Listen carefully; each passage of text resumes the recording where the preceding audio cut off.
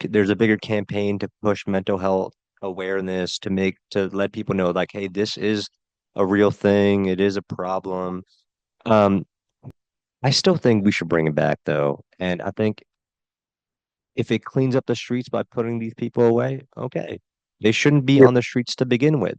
yeah, It but you're should gonna put be them in. in jail. You're gonna put them in jail. I don't think they should necessarily be in jail. I think they should, be in an asylum, where they could get the help, the proper help they need. It may be not the help that you and I want for them, but it's better than them taking a shit on the street, and it's better than them disturbing the peace and, you know, being a menace to society.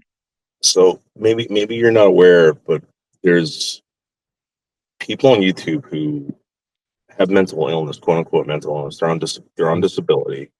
They're not in a hospital. They're getting student loans. They're getting degrees. All right. They're traveling the country.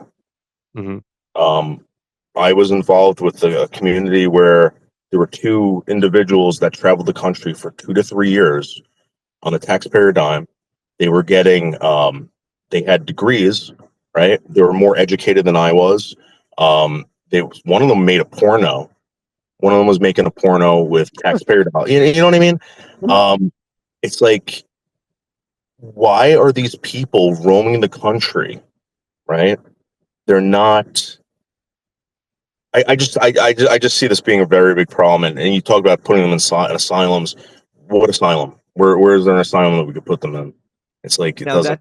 that's an interesting question because I do think our infrastructure in that field, that mental health sector, it's dilapidated. It's and it needs maintenance. We need to go and fix it, and we need to go upgrade it so that when we do put these people in these cares, they get the proper care, they get the right care.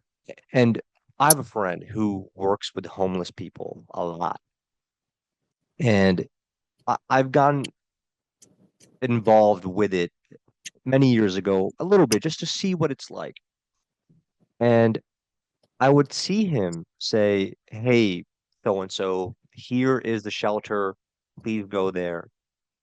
And a lot of time I noticed is that they would not accept his help to go to these shelters. And then I asked him, I was like, "Hey, buddy, like, why is it that like they don't want to go here?" And he's like, "Amir, the reason why they don't want to go there is because they get robbed there, they get treated like shit there, um, and even in extreme cases, they get assaulted and raped in these Yeah. shelters."